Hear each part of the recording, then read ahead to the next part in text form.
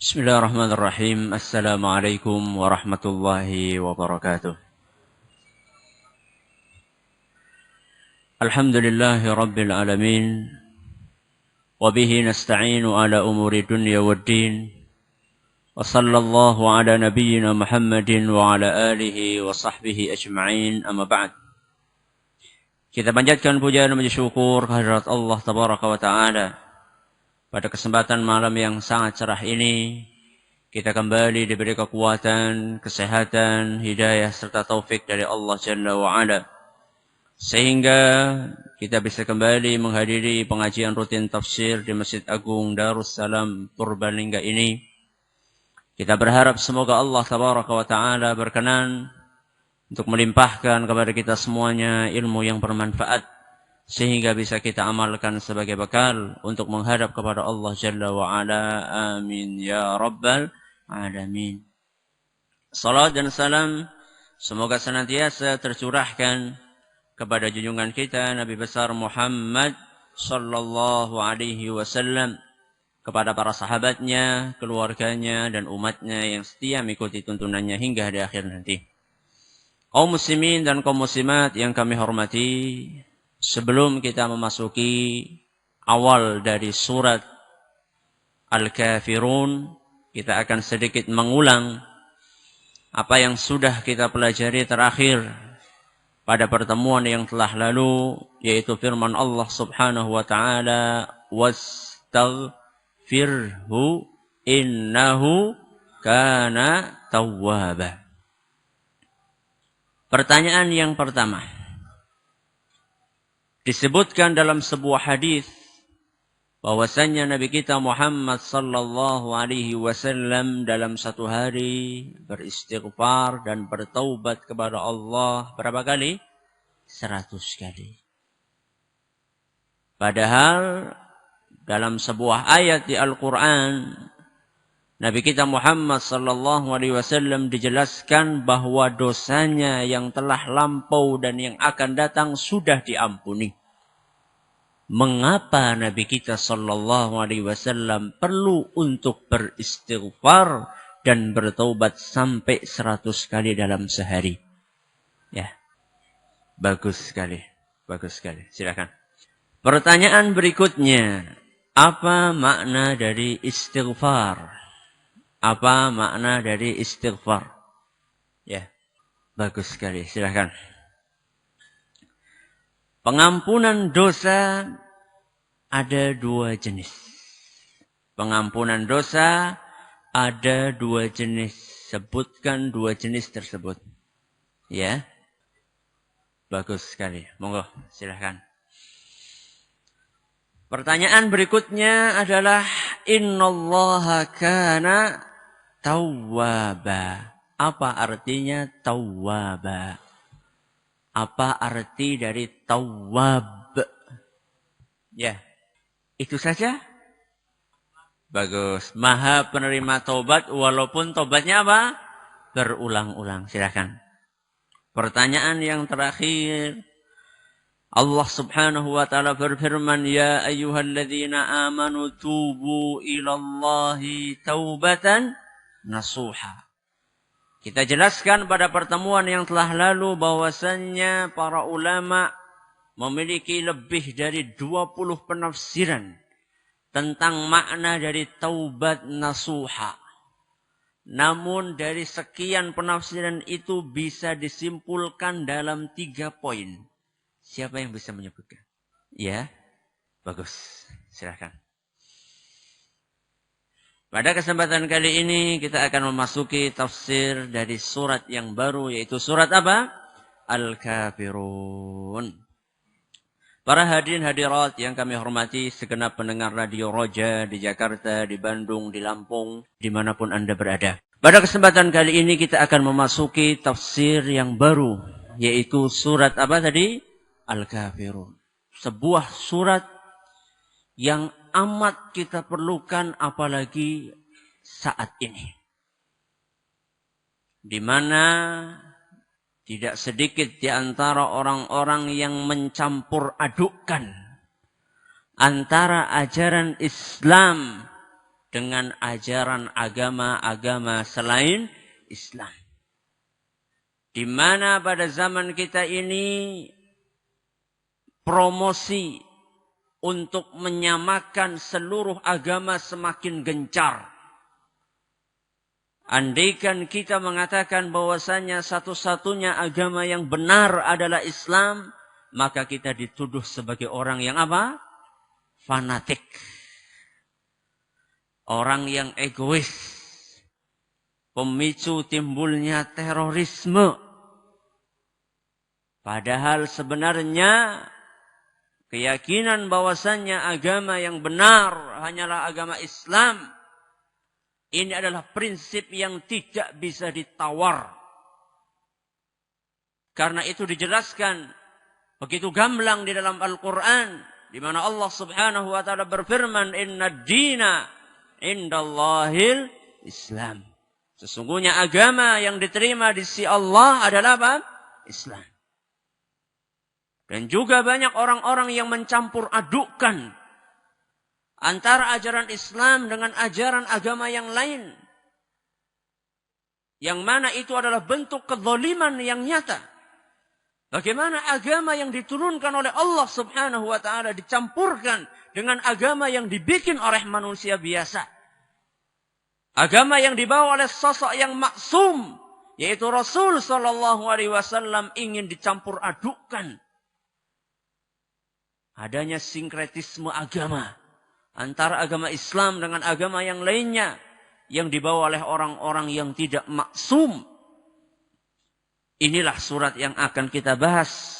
Dan surat yang akan kita bahas ini akan menghapuskan begitu banyak keyakinan-keyakinan batil yang semakin hari semakin menjamur di antara orang-orang yang menisbatkan diri mereka ke dalam agama Islam.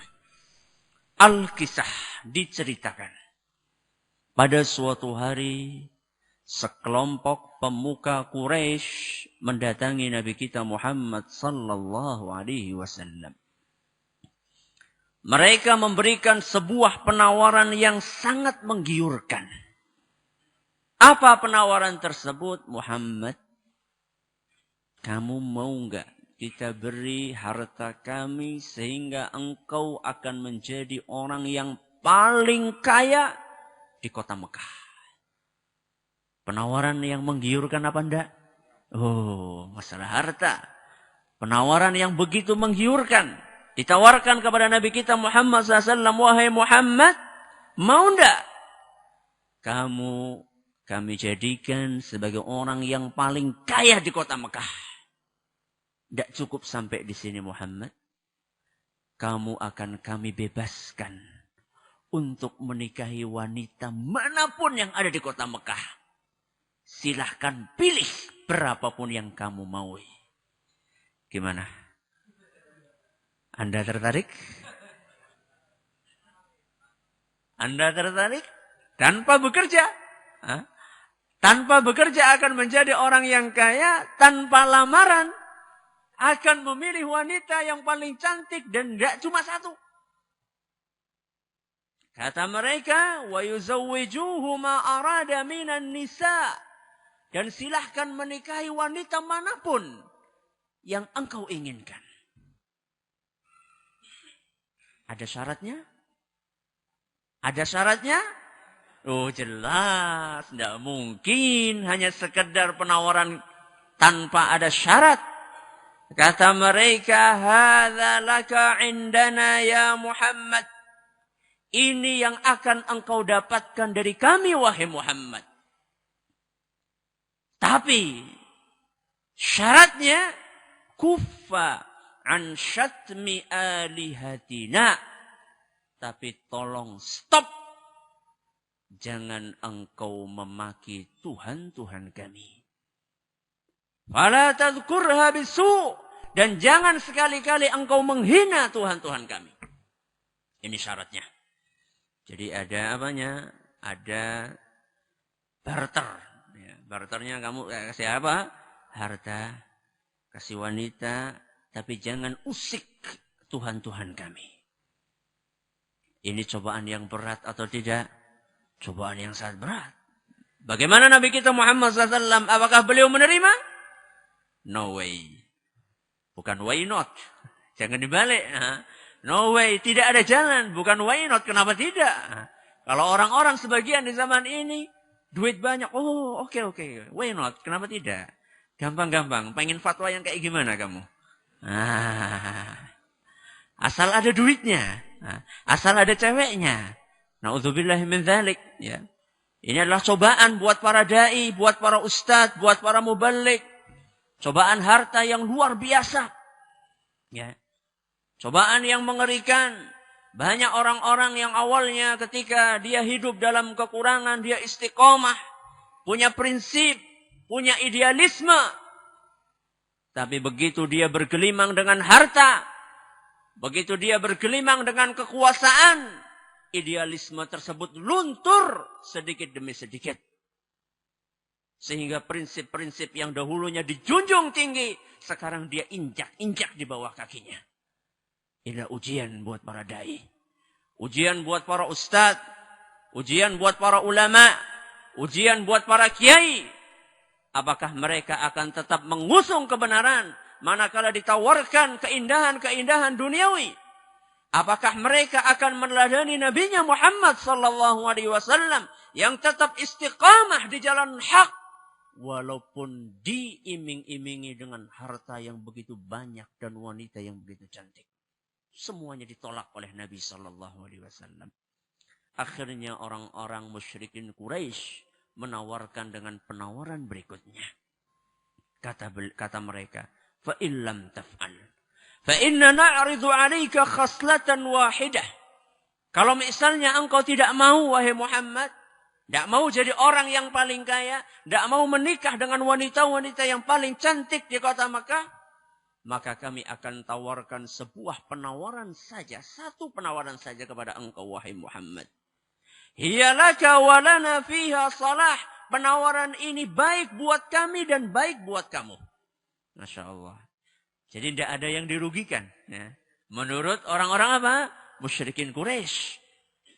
Ini penawaran kalau kamu mau, kamu baik, kami baik. Sama-sama untung. Tidak ada yang apa? Tidak ada yang rugi. Menurut siapa? Menurut orang-orang musyrikin Quraisy.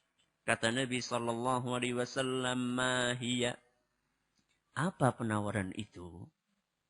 Kata mereka, ta'budu alihatana sanatan Allata wal Uzza. Penawaran kami adalah sembahlah Tuhan kami Latta dan Uzza 1 tahun saja. Berapa? 1 tahun saja. Itu untung buat orang-orang apa? Musyrikin Quraisy. Keuntungan Nabi SAW di mana? Wa na'budu ilahaka sanah. Timbal baliknya kami akan menyembah Tuhanmu berapa? 1 tahun. Adil toh? Nah, menurut mereka apa? Adil. Loh, kamu menyembah Tuhan saya setahun, kami menyembah Tuhan kamu setahun. Dan kita jangan saling apa? Jangan saling mengusik, jangan saling mengganggu. Sudahlah, kita hidup yang guyup, yang rukun. Nah, kamu sembah Tuhan kami setahun, kami sembah Tuhan kamu setahun. Apa jawaban Nabi SAW? Nabi SAW menjawab, hatta anzura ma ya'ti min 'indi rabbi. Tolong beri saya waktu sampai datang wahyu dari Allah Subhanahu wa taala. Sebuah jawaban yang bijak dari seorang Nabi sallallahu alaihi wasallam yang beliau tidak menerima tawaran kecuali mencari dalilnya. Ada enggak dalilnya? Begitulah seharusnya para dai. Ketika mendapatkan tawaran jangan langsung pikir pintas, oh iya itu bagus itu. Bisa punya mobil bagus kok. Tidak, tapi lihat dulu. Ada enggak dalilnya dari Quran dan Sunnah? Apakah ini bertentangan dengan Quran dan Sunnah atau tidak? Saat itu belum turun wahyu dari Allah Subhanahu wa taala. Maka Nabi kita Muhammad SAW tidak tergesa-gesa untuk menjawab penawaran tersebut. Kata Nabi SAW, tunggu sampai datang wahyu dari Allah Subhanahu wa taala. Beberapa saat kemudian turunlah firman Allah Subhanahu wa taala yang berbunyi apa? Qul ya ayyuhal kafirun. Katakanlah, wahai orang-orang kafir, la a'budu ma ta'budun. Saya tidak akan menyembah apa yang kalian sembah. Wala antum abiduna ma a'bud.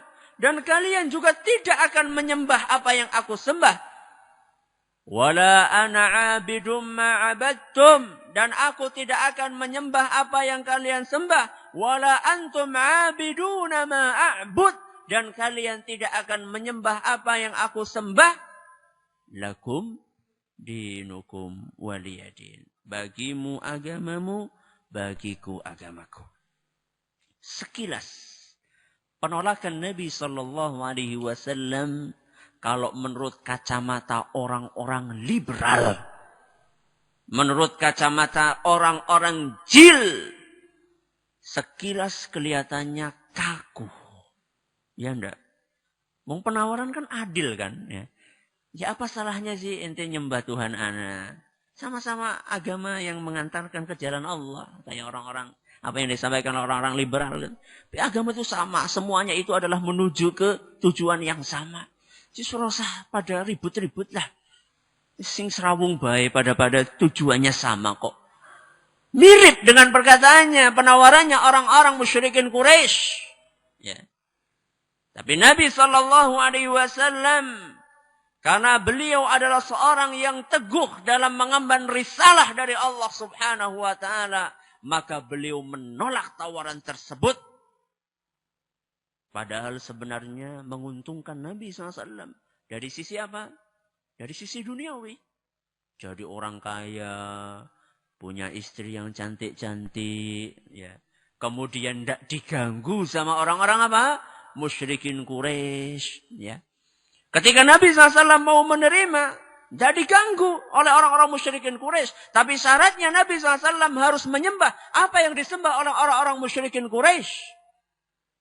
Saat itu juga turun firman Allah Subhanahu wa taala dalam Al-Qur'an surat Az-Zumar ayat 64. Qul aghairallahi ta'muruni a'budu ayyuhal jahilun.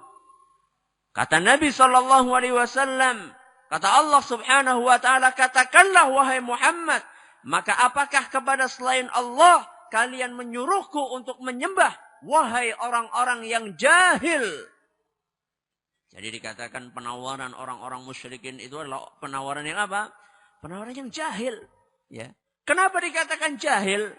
Jahil itu tidak cuma bodoh. Jahil itu bisa jadi meyakini sesuatu yang keliru. Ya. Jahil itu masa agama Islam disamakan dengan agama yang lain. Itu namanya jahil. Ya. Masa Allah Subhanahu wa ta'ala disejajarkan dengan Lata dan Uzza. Itu bentuk kejahilan. Masa agama semuanya dianggap sama. Agama yang sumbernya dari Allah Rabbul Alamin disamakan dengan agama yang setiap saat dilakukan renovasi. Ada edisi revisi. Ada edisi revisi agama ini, nanti sebentar lagi direvisi lagi. Masa agama yang setiap saat direvisi disamakan dengan agama yang 14 abad tidak pernah berubah satu huruf pun. Inna nahnu nazzalna dzikra wa inna lahu lahafizun. Al-Quran, kitab suci yang tidak pernah terjadi perubahan di dalamnya, akan disamakan dengan kitab yang setiap saat bisa dirubah dan direvisi. Ini adalah kejahilan. Jadi ini adalah penegasan. Dalam surat ini Allah Subhanahu wa ta'ala memerintahkan Nabi kita agar bersikap tegas dalam masalah apa? Dalam masalah keyakinan dan akidah. Surat Al-Kafirun. Namanya apa saja? Di depan saya ada 3 nama. Yang pertama, yang paling masyhur di dalam hadis-hadis Nabi SAW, namanya adalah surat apa? Surat Qul ya ayyuhal kafirun. Jadi kalau kita buka hadis-hadis Nabi SAW nanti kita akan bawakan sebagiannya. Rata-rata surat ini dinamakan dengan surat apa? Qul ya ayyuhal kafir. Jadi kalau misalnya ada orang maca apa? Qul ya ayyuhal kafirun. Betul enggak? Betul. Bahkan justru itu penamaan yang disebutkan dalam apa? Dalam hadis Nabi SAW. Ini penamaan yang pertama. Nanti dalilnya akan kita sebutkan. Penamaan yang kedua dinamakan dengan surat apa? Al-Kafirun. Dengan surat apa? Al-Kafirun. Dan penamaan ini adalah penamaan di kebanyakan mushaf Al-Quran yang klasik maupun yang kontemporer. Ya, kebanyakan mushaf Al-Quran itu tertulisnya surat apa? Al-Kafirun. Dan dalam mayoritas kitab tafsir ditulisnya juga surat apa? Al-Kafirun. Kenapa? Mungkin lebih apa? Lebih simpel. Ya, daripada surat Qul ya ayyuhal kafirun. Mungkin lebih simpel. Hanya cukup satu kata aja. Surat apa? Al-Kafirun. Dan itu diambil dari firman Allah subhanahu wa ta'ala di ayat yang pertama. Qul ya ayyuhal kafirun. Nama yang ketiga adalah surat Al-Ikhlas. Surat apa? Al-Ikhlas. Sama dengan surat apa? Loh. Sama dengan surat Qul huwallahu ahad. Ya. Ini sebagian ulama menamakan surat Al-Kafirun ini dengan surat Al-Ikhlas. Sama. Karena dua-duanya sama-sama memerintahkan kita agar mengikhlaskan ibadah hanya untuk siapa? Hanya untuk Allah. Baik surat Al-Kafirun maupun surat apa? Qul huwallahu ahad. Dan nanti kita akan dapatkan ternyata surat Al-Kafirun dengan surat Al-Ikhlas itu sering sekali di apa? Digandeng. Ya, dalam sholat. Rakaat pertama baca Al-Kafirun, rakaat kedua baca apa? Al-Ikhlas. Dan ini banyak dalam sholat-sholat. Dan nanti kita akan jelaskan insyaAllah pada pertemuan yang akan datang ketika kita menjelaskan tentang momen-momen pembacaan surat apa? Al-Ikhlas. Sebab diturunkannya surat Al-Kafirun. Asbabun nuzul. Asbab an-nuzul. Kebanyakan ahli tafsir, di antaranya Imam At-Tabari, Al-Baghawi, Ibnu Katsir, dan yang lainnya, mereka menyebutkan bahwasannya sebab diturunkannya surat Al-Kafirun adalah penawaran orang-orang musyrikin Quraisy kepada Nabi SAW untuk melakukan arisan keyakinan. Apa? Arisan keyakinan. Ya tadi itu. Arisan kan ya? Arisan iya. Kamu dapat, saya dapat ya. Itu dalam tanda kutip ya. Ceritanya mana? Ya tadi yang kita bawakan di depan pertama kali tadi itu. Walaupun sebagian ulama menilai kisah itu dhaif. Di antaranya adalah Ibnu Hajar Al-Asqalani rahimahullah. Dan juga Tarhuni. Mereka menilai hadis atau sanad dari kisah tersebut dhaif.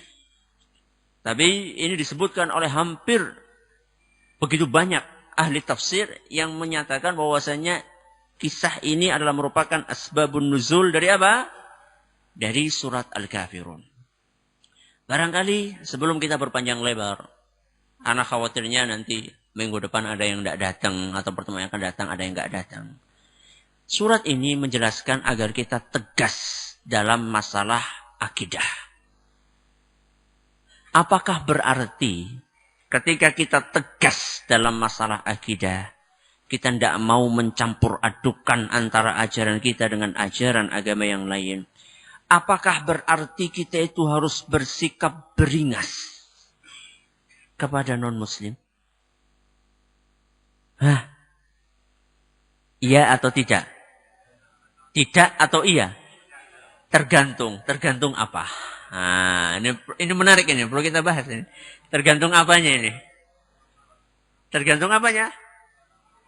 Tergantung sikon. Tergantung apa? Orang kafirnya. Kalau kayak gimana, terus gimana? Kalau kayak gimana, terus gimana?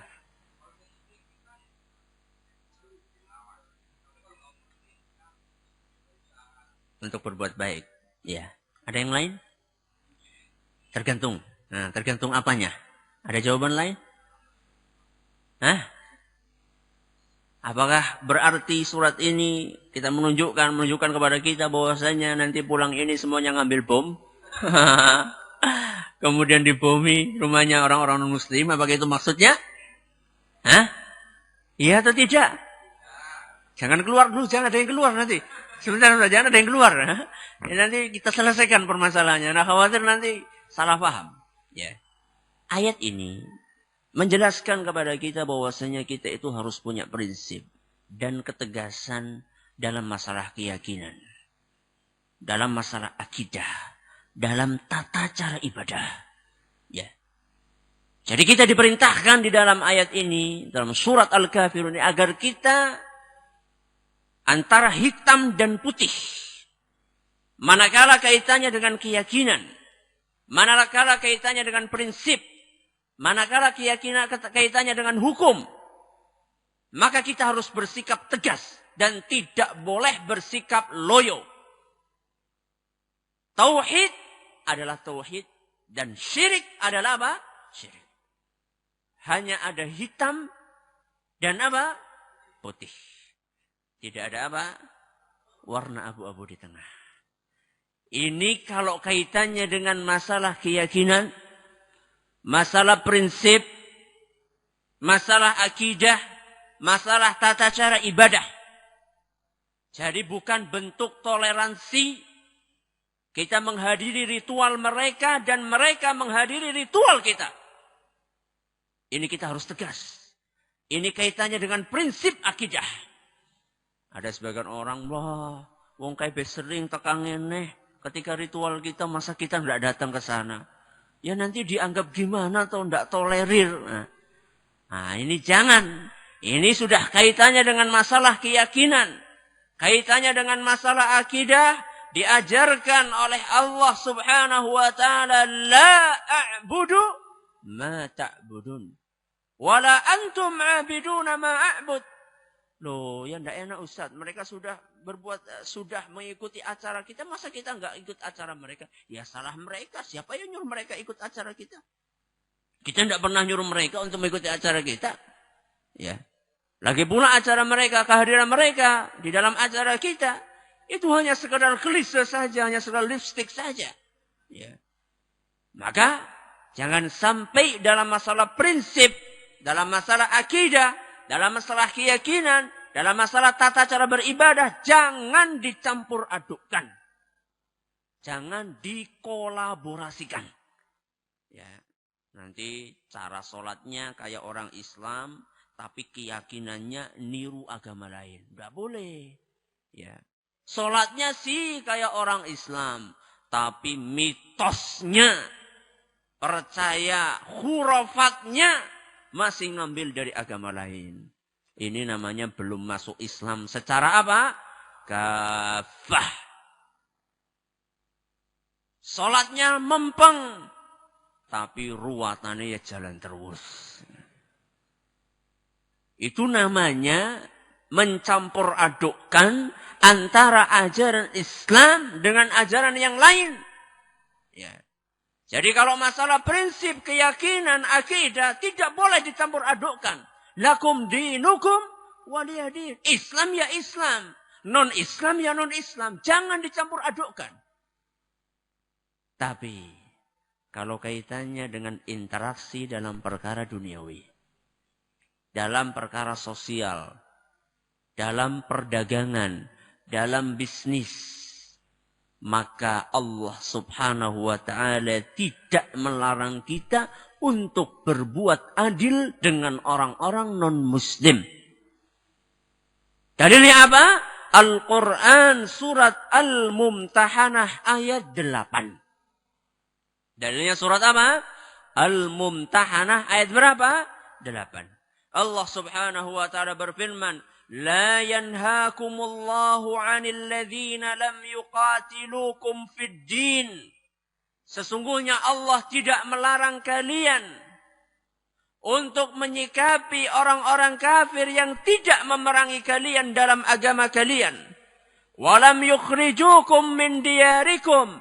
Dan orang-orang kafir tersebut tidak mengusir kalian dari rumah kalian. Antabarruhum. tidak melarang kalian untuk berbuat baik kepada mereka. Allah tidak melarang. Allah tidak melarang kalian kepada orang-orang kafir yang tidak memerangi kalian dan tidak mengusir kalian dari kampung halaman kalian. Allah sama sekali tidak melarang kalian untuk berbuat kebaik kepada mereka. Wa tuqsitu ilaihim, dan berbuat adil kepada mereka. Kenapa? Innallaha yuhibbul muqsitin. Sesungguhnya Allah itu mencintai orang-orang yang adil. Jadi yang namanya adil itu enggak cuma sama orang Islam. Adil itu sama non-muslim juga diperintahkan bagi kita untuk bersikap adil. Jangan sampai panjenengan bisnis dengan non-muslim. Lah anu non-muslim iki rasa dibayar utangnya. Bayar utang tuh ngomong Islam. Oh salah. Nggak boleh. Adzulmu dzulumat. Yang namanya perbuatan zalim adalah kegelapan yang berlipat-lipat pada hari kiamat. Jadi tidak boleh kita menzalimi non-muslim. Kita harus berbuat adil kepada mereka. Dalam perkara duniawi kita harus berbuat baik kepada mereka. Kalau misalnya suatu ketika kita lewat sungai. Kemudian ada orang apa? Ada orang tenggelam. Agamanya apa keh? Tidak. Dalam perkara seperti ini, dalam perkara kebaikan, kita perlu tolong mereka. Ya. Dalam musibah, ya. Dalam bencana alam, tidak masalah. Manakala kita membantu mereka. Ya. Ini bukan kaitannya dengan masalah apa? Keyakinan. Bukan kaitannya dengan masalah apa? Akidah. Termasuk kepada orang tua yang musyrik. Dalam surat Luqman ayat 8 Allah Subhanahu wa taala berfirman, "Wa in jahadaka ala an tusyrika bi ma laysa laka bihi ilmun." Seandainya orang tua kalian memaksa kalian untuk berbuat syirik, apa kata Allah Subhanahu wa taala? Fala tuti'huma. Jangan apa? Jangan kamu taati. Le, tulung dikawakakan sajen mengsawah. Taat ndak? Taat ndak? Le, tulung kie. Ibu diantarakan mang dukun. Dukun apa? Dukun bayi ora apa-apa. Dukun pijet juga ndak apa-apa. Dukun apa? Dukun paranormal. Le, tulung kie. Bapak diantarakan mang dukun kie. Dukun apa? Paranormal. Oh nun sewu pak. Allah ngendika. Fala tuti'huma. Jangan kalian taati. Tapi. Apa kata Allah subhanahu wa ta'ala. Wa sahibhuma. Fid dunya ma'rufah. Tapi tetaplah. Dalam perkara duniawi. Pergaulilah orang tua kalian dengan baik. Jadi ketika jenengan anak-anak disuruh orang tua untuk nganter apa? Nganter sajen. Tidak boleh taat. Tapi 5 menit kemudian tukok akan lengah. Apa Anda akan mengatakan tidak boleh taat? Tidak, bedakan. Jadi kita tetap apa? Harus berbuat baik kepada orang tua dalam hal-hal yang bukan merupakan sesuatu yang bertentangan dengan syariat Islam. Nak, ke ibu dipijeti. Loh, mau nembe ngongkon ngantar dukun sih kon dipijeti. Sorry ya. Ndak, harus kita taat dalam perkara-perkara yang mubah, dalam perkara-perkara yang diperbolehkan oleh agama. Seorang anak harus bergaul dengan baik kepada orang tuanya. Jadi bedakan, ya. Surat Al-Kafirun berbicara tentang masalah apa? Keyakinan, masalah akidah, masalah tata cara beragama. Adapun dalam perkara duniawi, dalam perkara bisnis, dalam perkara dagang, dalam perkara hubungan humanisme, hubungan sesama manusia, maka tidak mengapa kita berbuat baik dan berbuat adil kepada mereka. Keutamaan surat Al-Kafirun. Keutamaan surat Al-Kafirun.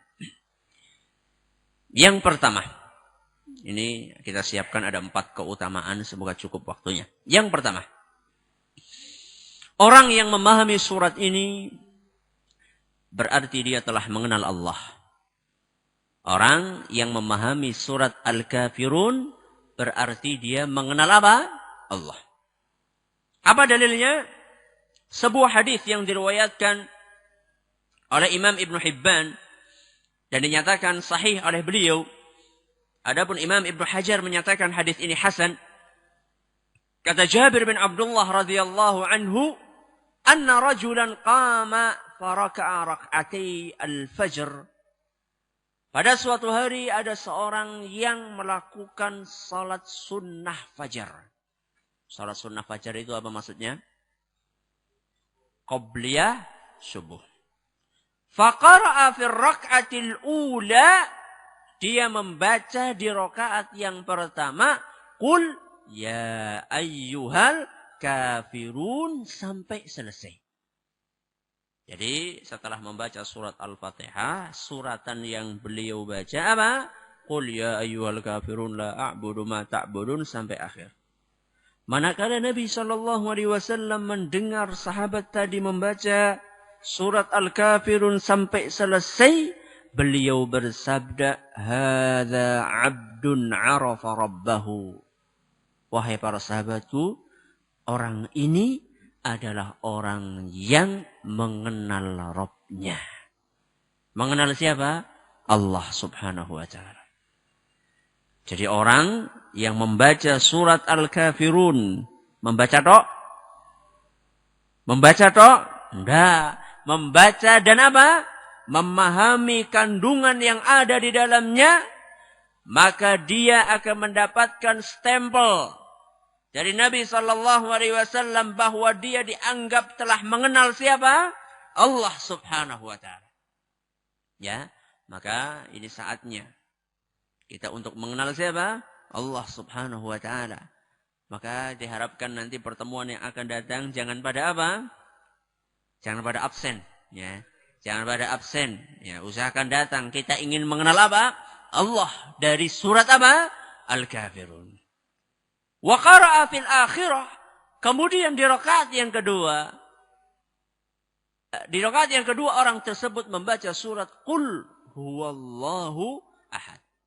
Nah kan digabungkan kan antara surat apa? Al-Kafirun dengan surat apa?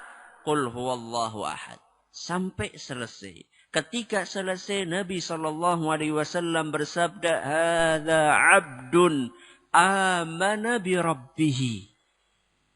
Ini adalah orang yang telah beriman kepada Rabb-Nya. Yaitu siapa? Allah Subhanahu wa ta'ala.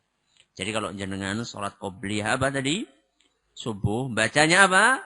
Al-Kafirun sama surat Al-Ikhlas. Berarti panjenengan sudah dianggap mengenal Allah. Dan apa?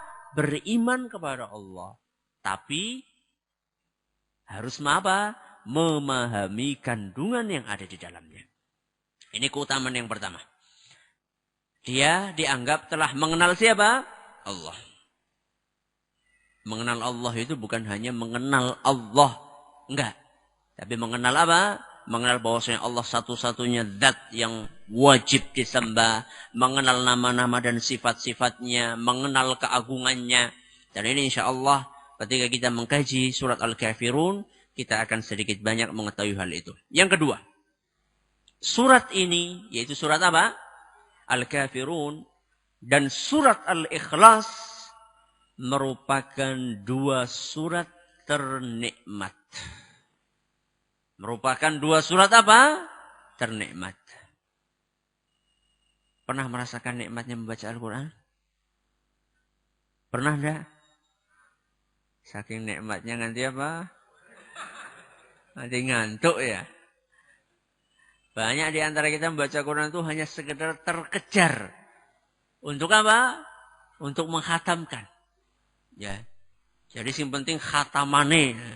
Bukan apa? Bukan merasakan nikmatnya membaca Al-Quran. Kata Nabi SAW, surat Al-Ikhlas dan surat Al-Kafirun adalah merupakan dua surat yang ternikmat. Kata Nabi SAW, ni'mas suratani. Dua surat yang ternikmat. Huma yuqra'u bihima fir rak'atail fajr. Keduanya dibaca di 2 rakaat sunnah sebelum fajar. Apa itu? Qul ya ayyuhal kafirun dan qul huwallahu ahad. Hadis riwayat Ibnu Majah dan dinilai sahih oleh Ibnu Khuzaimah dan Ibnu Hibban. Kapan kita merasa nikmat membaca Al-Quran? Kapan? Manakala kita memahami. Manakala kita apa? Memahami. Dan manakala kita ikhlas dalam membacanya.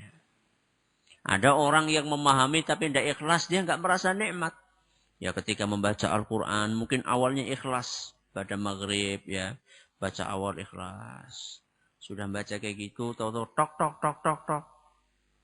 Sinten, fulan. Siapa? Ternyata kepala sekolahnya datang. Nah, ingin apa? Silaturahmi, ingin berkunjung. Nggak langsung ditutup Qur'annya. Tapi diteruskan dulu dengan suara yang lebih apa? Lebih keras. Supaya Pak Kepala Sekolah tahu bahwa kita itu rajin apa?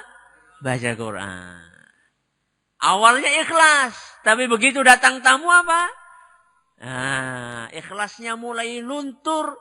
Dan dia sudah tidak merasakan lagi nikmatnya membaca Al-Quran. Karena sudah tidak apa? Sudah tidak ikhlas. Ya. Makanya banyak di antara orang-orang yang membaca Al-Quran, dia sembunyi-sembunyi. Ya. Karena dia ingin menjaga keikhlasannya dan merasakan nikmatnya membaca Al-Quran. Makanya para sahabat Nabi SAW pernah berkunjung ke rumahnya Nabi SAW. Wa fi jawfihi azizun ka azizil mirjal. Ketika datang ke rumahnya Nabi SAW, Nabi sedang sholat malam sendirian. Dan di dalam perutnya terdengar suara gemuruh. Seperti air yang mendidih. Beliau menahan tangisnya membaca Al-Quran. Merasakan nikmat membaca Al-Quran. Di dalam kesendiriannya tidak ada yang lihat, tidak ada yang mendengar. Beliau membaca Al-Quran dengan penuh kekhusyuan. Kalau di masjid sih semuanya ramai. Karena banyak yang apa? Yang lihat. Tapi kalau sudah di rumah. Nah, kalau naik pas yasinan sih ramai banget. Nang rumah orang tahu maca Quran. Ya. Coba lihat. Ya. Lihat. Apakah kita sudah ikhlas dalam membaca Al-Quran? Apakah kita sudah memahami apa yang kita baca? Kalau kita ingin merasakan nikmat ketika membaca Al-Quran, maka usahakanlah pahami apa yang kita baca. Dan pelajaran tafsir kita adalah salah satu langkah, salah satu tangga untuk menuju ke sana. Semoga dengan kita sedikit, lama-lama kita bisa merasakan nikmatnya membaca apa? Al-Quran. Yang ketiga. Barang siapa yang memahaminya, memahami surat apa? Memahami surat Al-Kafirun,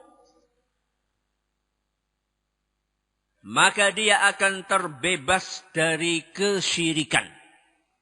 Maka dia akan terbebas dari kesyirikan. Dalilnya apa? Sabda Nabi SAW, Iqra' qul ya ayyuhal kafirun. Bacalah qul ya ayyuhal kafirun. Ya, hadis ini sebelumnya semuanya dinamakan surat ini dengan apa? Qul ya ayyuhal kafirun. Bacalah qul ya ayyuhal kafirun, thumma nam ala khatimatiha. Setelah selesai, tidurlah kamu. Jadi, kata para ulama, hadis ini menunjukkan bacaan-bacaan wirid-wirid sebelum tidur itu ditutup dengan membaca surat apa? Al-Kafirun. Siapa yang sudah baca? Tadi malam siapa yang baca surat Al-Kafirun sebelum tidur? Hah? Anu nembe ngerti Ustaz? Jajal engko bengi maca apa ora wis ngerti? Nah, kalau kemarin alasannya apa? Urung ngerti. Engko bengi alasannya apa? Arif. Ngesuke apa? Kelalen. Ngesuke mana? Bebeh. Nah, ya, kalau kemarin alasannya masih bisa diterima, belum tahu. Nanti ini sudah tahu. Setelah membaca surat-surat yang tadi yang pernah kita jelaskan dulu, surat apa saja? Al-Ikhlas, Al-Falaq, An-Nas. Kemudian dia apa? Diusapkan ke seluruh tubuh kita. Berapa kali? 3 kali. Kemudian juga membaca apa? Ayat kursi. Membaca apa lagi? Subhanallah 33. Alhamdulillah 33. Allahu Akbar 34. Baca apa lagi? Bismika Allahumma amutu wa ahya atau ahya wa amut. Ditutup dengan membaca apa? Qul ya ayyuhal kafirun. Nembe panjenengan sare. Ya Allah, Arab turu piangel temen Ustaz.